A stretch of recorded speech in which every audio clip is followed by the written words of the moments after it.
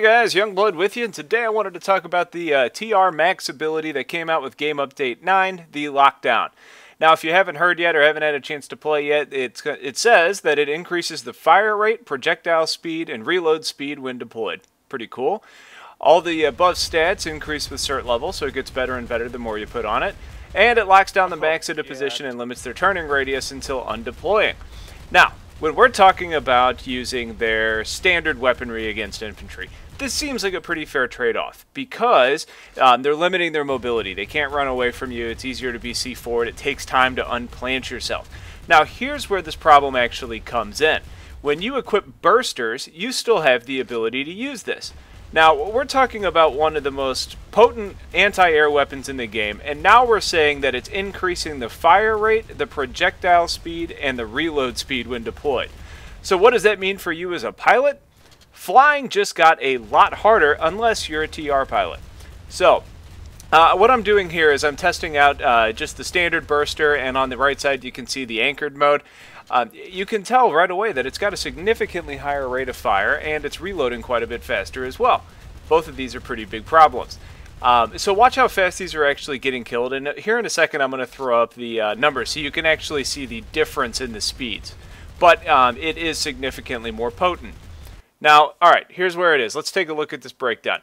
For the anchored mode against a fighter, it's 4.04 seconds. It's 5.1 seconds for the kill on the standard. 20.87 on the lib, and then 26 seconds when you're actually mobile. And for the Galaxy Anchored, is 30 seconds compared to 40 seconds. What you're seeing here is about a 25% increase in damage per second. Now, this isn't the only place where you're actually going to see these improvements for the bursters on the TR, because it's going to make you more deadly at range based on that faster projectile speed. So right now you're probably saying to yourself, Youngblood, what's the downside? There's got to be something that balances this out a little bit, and here it is. I'm just going to let it play and you can watch.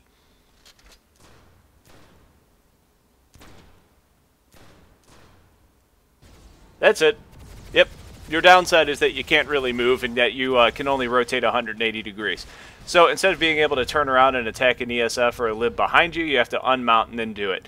Ultimately, though, most of the time when you're using a burster, you've got a pretty good idea of where the enemy's actually going to be coming from, so this isn't a huge drawback. Now, when I'm at work, I encourage my employees to come to me with ideas, and I'm always happy to listen and give my opinion, and maybe we run with it if it's a good idea.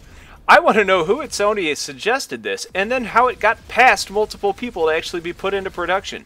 Have they not heard or noticed from their own playing that these bursters are actually kind of a problem in the game right now? And then to make it actually stronger, it just boggles my mind a little bit. So I'm not sure if this is something that was intended or not. It seems like it was, but I'm really hoping it wasn't, so it's something that can be adjusted.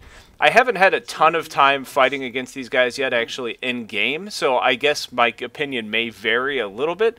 But for the time being, this seems like a pretty significant issue. So, I guess one thing to keep in mind, a lot of people have been suggesting to run with nanite auto repair.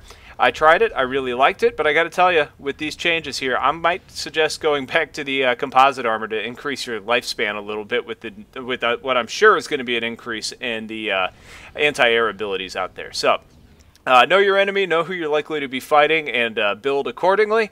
That's it for now. I'll do an update when I know more about this and see how it actually plays out in game, but beware. Alright, talk to you guys later. Take care.